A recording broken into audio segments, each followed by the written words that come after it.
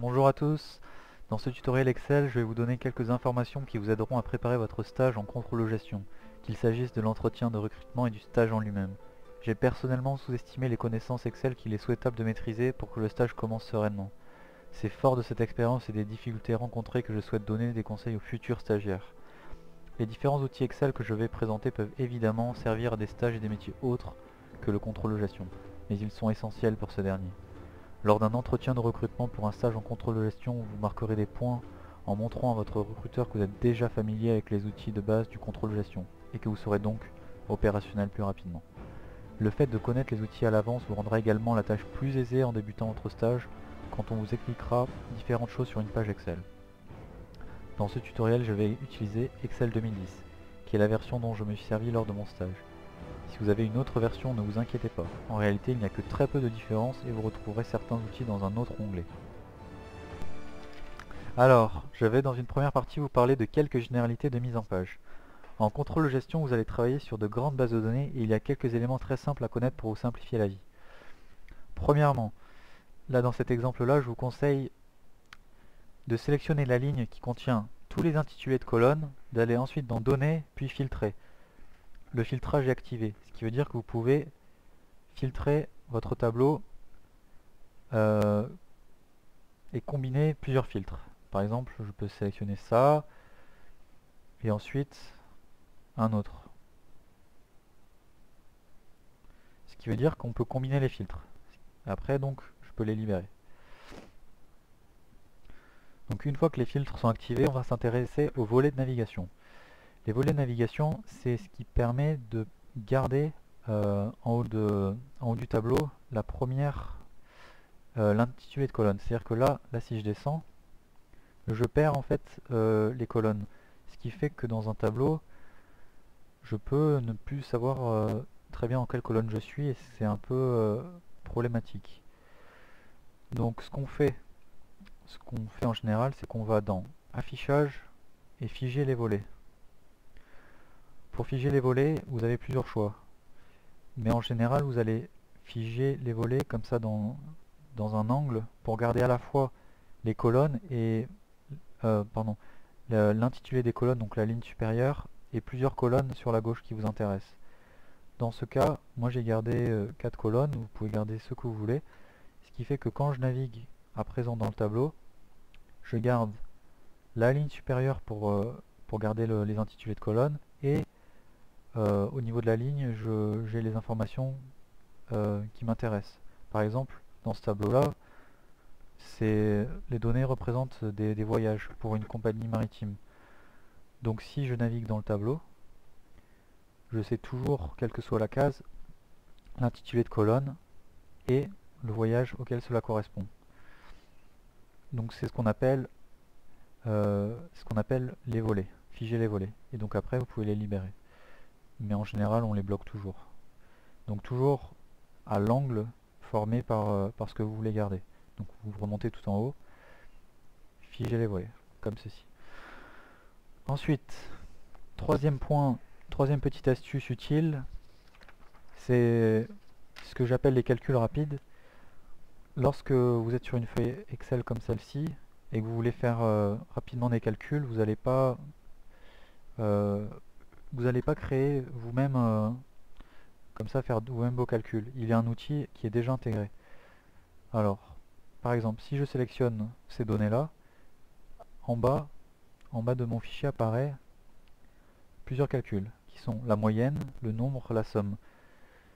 Dans ce cas-là, c'est-à-dire que des cellules que j'ai sélectionnées, la moyenne est de 6197, le nombre de cellules sélectionnées est de 12, et la somme totale est de 74 000.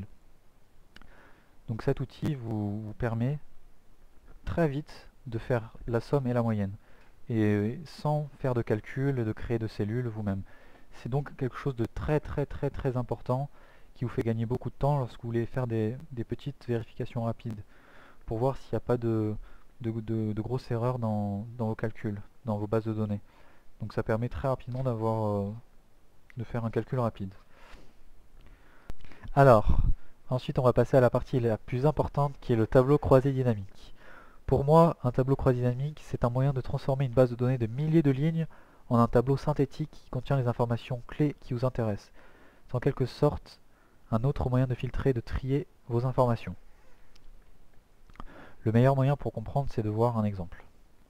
Alors, je vais dans l'onglet où je veux créer mon tableau croisé dynamique, je prends une cellule, je vais ensuite dans Insertion, tableau croisé dynamique. Là, on me demande de sélectionner les données que je vais utiliser. Je vais dans l'onglet qui contient ma base de données. Je vais tout en haut à gauche au début de mes données. J'appuie sur CTRL majuscule que je garde appuyé. Ensuite, à l'aide des flèches directionnelles du clavier, je vais à droite, en bas. Ce qui me permet de faire une sélection rapide générale de mon tableau. J'appuie sur OK. Là, j'ai mon tableau qui apparaît. Personnellement, pour des questions de confort, je vais dans l'option affichage et je décoche disposition classique du tableau croisé dynamique. Et je garde cette version qui est beaucoup plus claire. Dans cet exemple de base de données, chaque ligne correspond à un container d'une compagnie maritime. Donc pour chaque conteneur, on sait où il a été chargé, où il a été déchargé, il correspond à un voyage, à en gros une commande. Donc j'ai plusieurs milliers de lignes et je vais vouloir analyser des données de ce tableau. Donc chaque conteneur, c'est comme si c'était pour une entreprise comme Federal Express, c'est comme si c'était un colis qui a été envoyé d'un point A à un point B à un client. Donc moi, je vais imaginer que je veux en tirer quelque chose. Je veux savoir les volumes et le poids de chaque conteneur, de chaque colis, qui sont partis de Corée, du port de Busan, pour le Japon. Et on va aussi essayer de savoir quelles sont les denrées transportées. Donc, je vais déjà faire un premier filtre, plusieurs filtres ici. Les premiers filtres, on peut les intégrer dans le tableau croisé dynamique, c'est pour déjà faire un premier filtre des données. Donc moi, ce qui m'intéresse, c'est le service Asie, et ensuite, je garde le service Japon. À partir de là, mon filtre est OK. Je n'ai pas besoin de plus.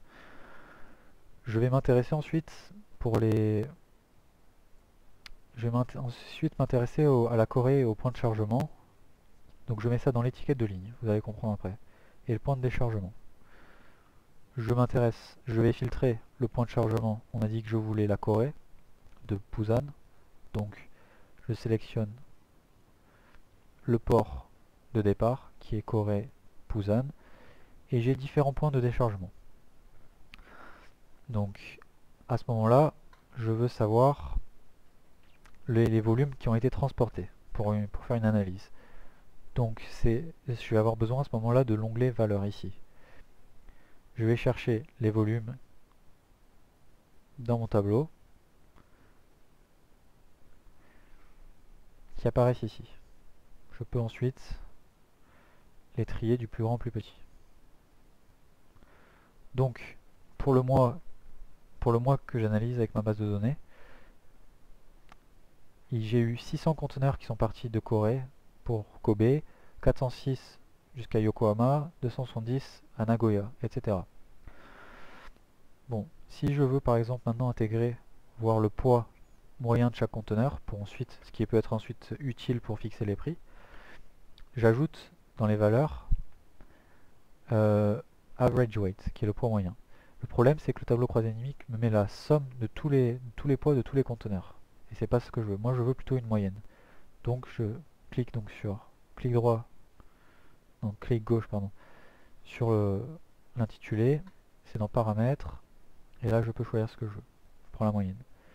Je vois que par exemple, en moyenne, les conteneurs pèsent 24 tonnes entre la Corée et Kobe. Si par exemple maintenant je veux savoir quelles sont les denrées transportées, étant donné que pour chaque ligne je sais ce que c'est, je vais ajouter dans l'étiquette de ligne l'onglet Commodity Group. Je vais ensuite filtrer du plus grand au plus petit, toujours pour garder ça clair.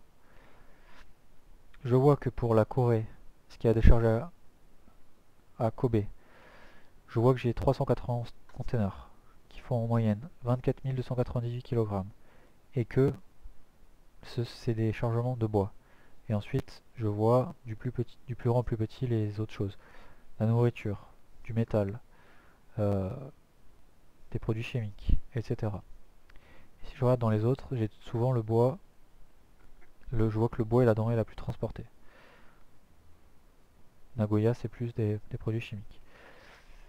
Donc voilà, là on a un exemple de comment, à partir d'une base de données de milliers de lignes, avoir exactement ce qu'on veut. Et si je remets ça là-dedans, ça disparaît.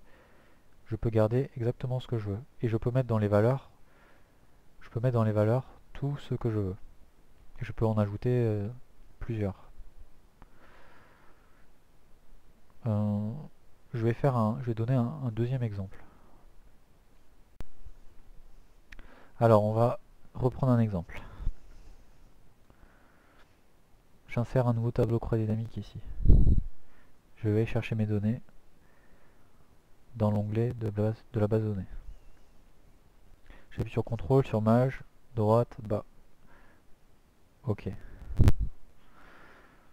Je vais reprendre un peu le même exemple, mais en vous expliquant mieux comment marchent les cases en bas. Je vais garder l'exemple de ma compagnie maritime. Toujours, on peut estimer que chaque ligne correspond à un container. Et pour mieux comprendre, c'est comme si c'était un colis envoyé à un client, avec toutes les données possibles et imaginables sur ce colis et sur cet envoi. Je vais filtrer, je vais garder, on va changer de zone, le Golfe, on va s'intéresser à la zone Doha, Abu Dhabi. Donc, comme tout à l'heure, ce qui m'intéresse c'est les points de chargement, les points de déchargement pour filtrer les colis dont j'ai besoin. Donc là, je vais prendre le plus grand port du Golfe Persique. Et voilà, on est au point de tout à l'heure. Comme je vous ai dit, ici c'est en fait en filtre encore. Donc si je veux, je pourrais mettre cet onglet, le point de chargement ici. Ça change pas grand chose, c'est juste une question d'affichage. Par contre, comme ici je vais afficher pour chaque port de livraison les valeurs dont j'ai besoin, pour une question d'affichage je peux pas le mettre en haut. Enfin, je peux mais du coup je verrai rien. Donc celui-là je le laisse ici. Et en général juste pour une question de visibilité on peut laisser le point de départ ici, même si en fait c'est un filtre en quelque sorte. Donc on va refaire la même chose. Je vais voir pour ce filtre là, on choisit le service du Golfe Persique, la ligne Doha Abu Dhabi, le point de chargement Arabian Emirates Khor Fakkan, qui est le plus grand port du Golfe Persique.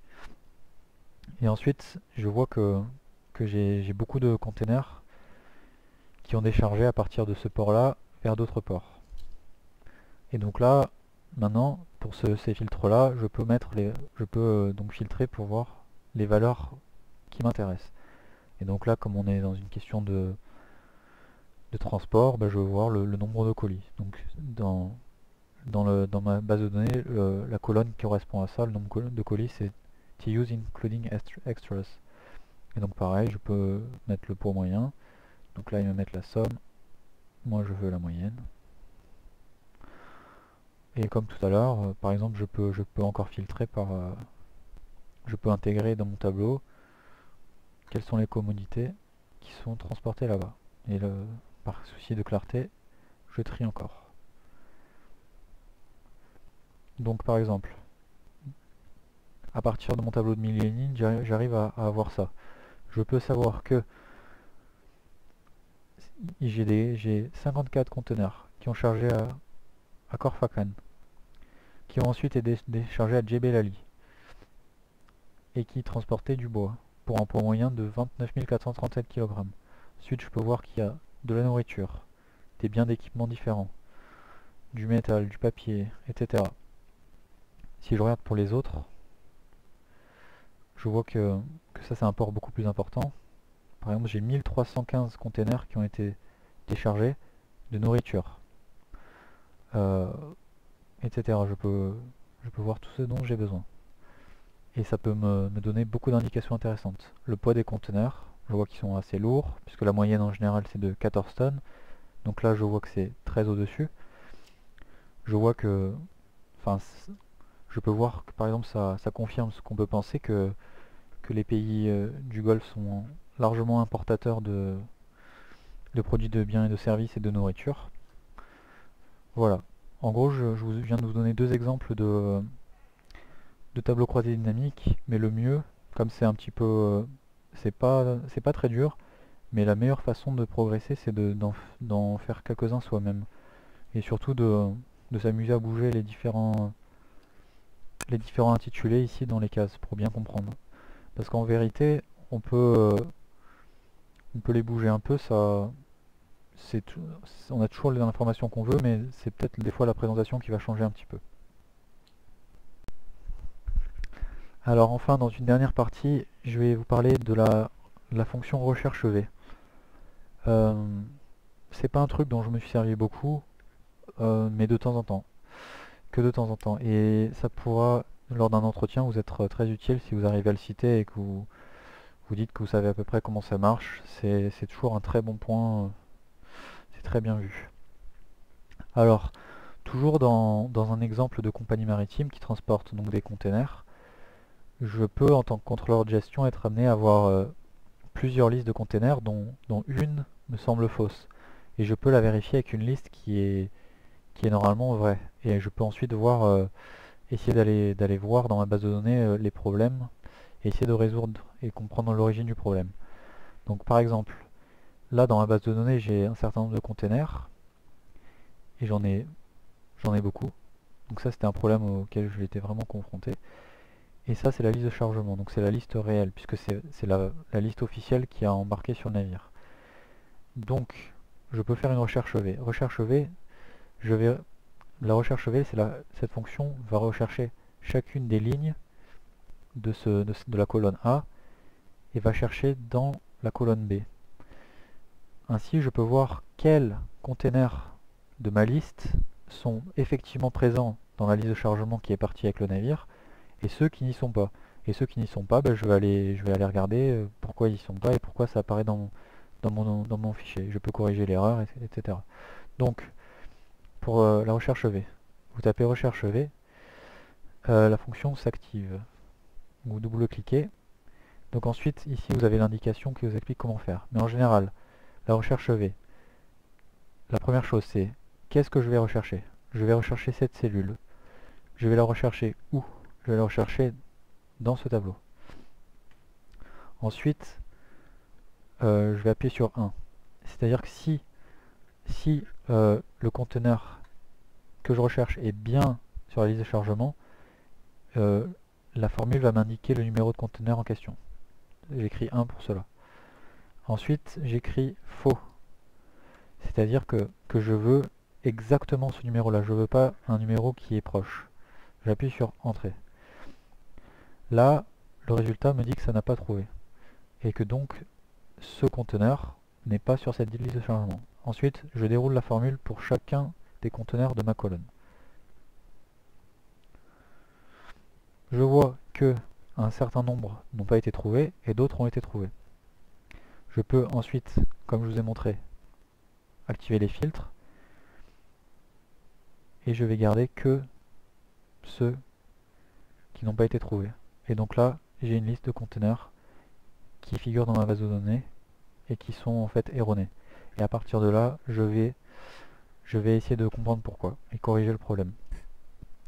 La recherche V, donc vous pouvez vous en servir comme ça, mais en général ça sert plutôt dans des très très grands tableaux avec des formules beaucoup plus compliquées. C'est-à-dire que moi dans ma formule quand j'ai écrit 1, j'ai gardé la colonne 1, la colonne de départ. Mais de temps en temps, vous ne laissez pas 1, vous laissez un autre chiffre, c'est-à-dire que votre recherche V, si elle a bien effectivement trouvé le bon numéro, elle va donner elle va chercher dans une autre colonne une autre valeur. Donc on peut faire des recherches V plus complexes. Mais déjà, si vous savez ça, c'est un bon début. Et cet exemple-là, c'est un exemple vraiment qui m'a été très utile. Voilà, j'arrive à la fin de la vidéo. J'ai essayé de montrer les outils qui m'ont vraiment beaucoup aidé et qui sont très bons à connaître si vous voulez faire une bonne impression lors de votre entretien. Et puis si vous commencez votre stage et que vous connaissez un peu comment tout ça marche, vous allez être plus à l'aise et plus efficace et plus serein. Voilà, merci de m'avoir écouté.